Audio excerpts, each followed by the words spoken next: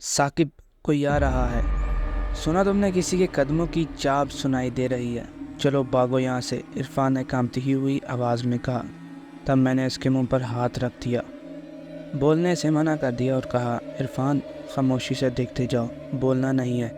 अपनी यहाँ मौजूदगी का इसे एहसास ना होने दो, मैंने इसे घूरते हुए कहा।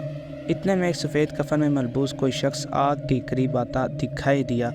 इसे देखते ही दिल को एक झटका लगा, लेकिन हिम्मत न हारी।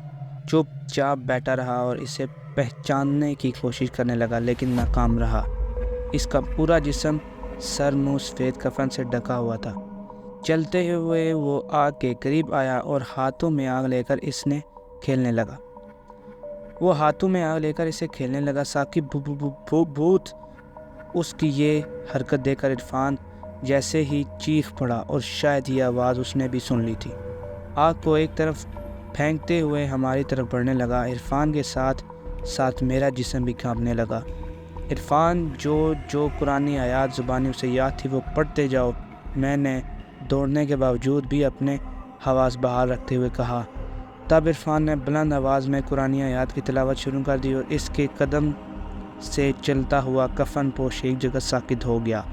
तब हमने कुरानी आयात का विर्द ज़बान पर जारी रखते हुए वापस दौड़ लगा दी। वो जहाँ खड़ा था वहीं खड़ा रहा। एक आवाज़ मेरे कानों से टकराई, साकिब, आज तो बच निकले हो, लेकिन दोबारा कभी न बच सकोगे। मुझे खून चाहिए, इंसानी खून।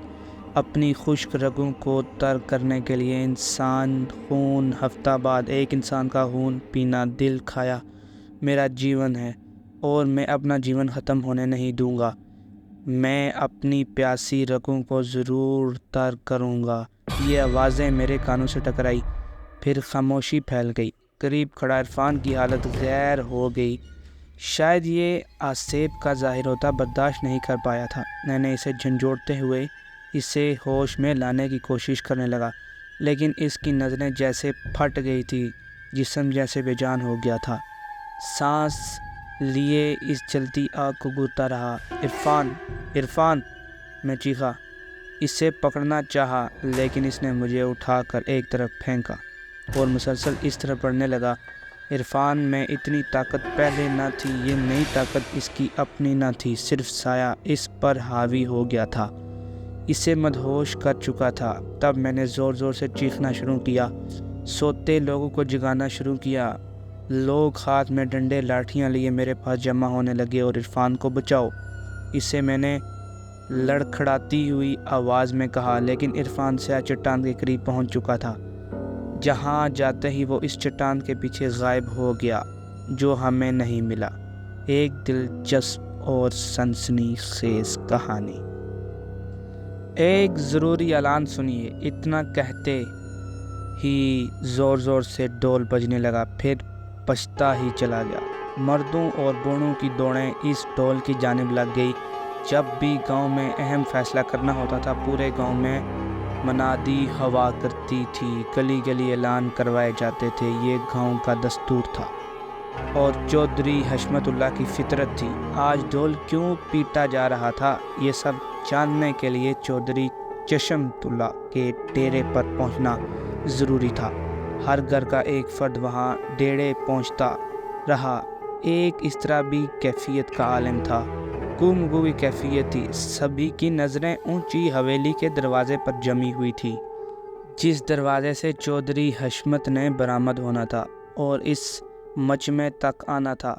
इसी ज़ोर मेरा दोस्त इरफान भी मेरे पास था। मैंने इरफान का बाजू खींचा और कहा, चलो सुनते हैं चौधरी साहब क्या कहते हैं। ये दस्तूर, ये तरीका था, इसके लिए बिल्कुल नया था, लेकिन इसे अच्छा लगा था। वो भी खुशी खुशी साथ चलने लगा, लेकिन ये सब क्यों हो रहा है, इस बात से बिल्कुल अनजान था। साकिब, बताओ तो सही, ये सब क्या है, मैंने मतानत से बड़े लहजे में कहा। रात को बताऊंगा, मैंने तेज़ तेज़ कदम उठाते हुए कहा। जल्दी डेरे पर पहुँचे। यहाँ बहुत कुछ हो रहा था, लिहाजा डेरे पर पहुँचते ही लोगों का एक बहुत बड़ा हजूम देखने को मिला। चौधरी साहब 4-5 सरबकफ मुलाजमों के दरमियान हवेली से निकलकर डेरे तक आए। एक नज़र वहाँ खड़ा हजूम पर دوڑائی شاید دیکھنا چاہتے تھے۔ یہاں پہنچنے والے آدمیوں میں سے کسی آدمی کی کمی تو نہیں ہے؟ تب وہ بولے، یقیناً آپ سبھی جانتے ہیں کہ میں نے آپ سب کو یہاں کیوں جمع کیا ہے۔ الفت جان کا کل، اس کا منقسم سجم، اس کی نکلی ہوئی آنکھیں اور اس سے قبل 2 قتل، مجھے یہ کسی انسان کے ہاتھوں قتل نہیں لگتے۔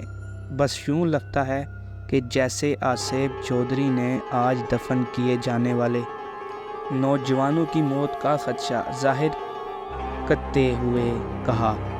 آج چودھری صاحب کے لہجے میں ان کی شخصیت میں رونق دکھائی نہ دی، بلکہ ان کے لفظوں میں زیر کی دکھائی دی اور درد مندانہ لہجہ نظر آیا۔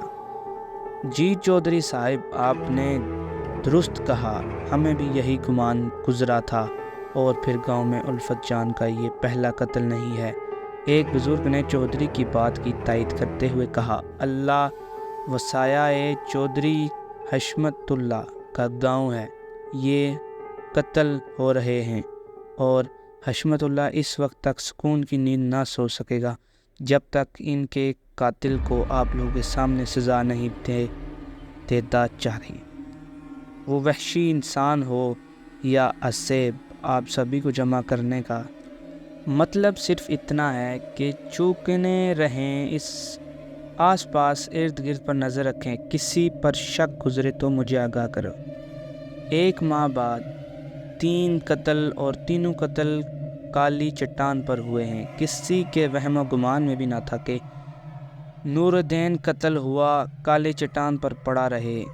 ہم تو یہی خیال کرتے رہے کہ وہ اپنی بیٹی کے پاس گیا ہے، اس کی لاش کل سڑ چکی تھی، تعفن زدہ تھی، اس پر حشرات کی بہتات تھی، پہچانی نہ جا رہی تھی۔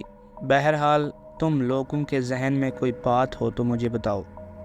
چودھری صاحب کی اس بات پر میں آگے بڑھا اور کہا، چودھری صاحب، ایک بات میرے ذہن کو جھنجھوڑ رہی ہے، اگر حکم کریں تو اپنی سوچ کا اظہار کروں، ہو سکتا ہے کہ میری بات کچھ اثر رکھ سکے۔ ہاں ہاں ثاقب بیٹا، بولو کیا بات ہے، تیرے دماغ میں آئی ہے، کھل کر اظہار کرو، چودھری صاحب نے دھیمے لہجے میں کہا۔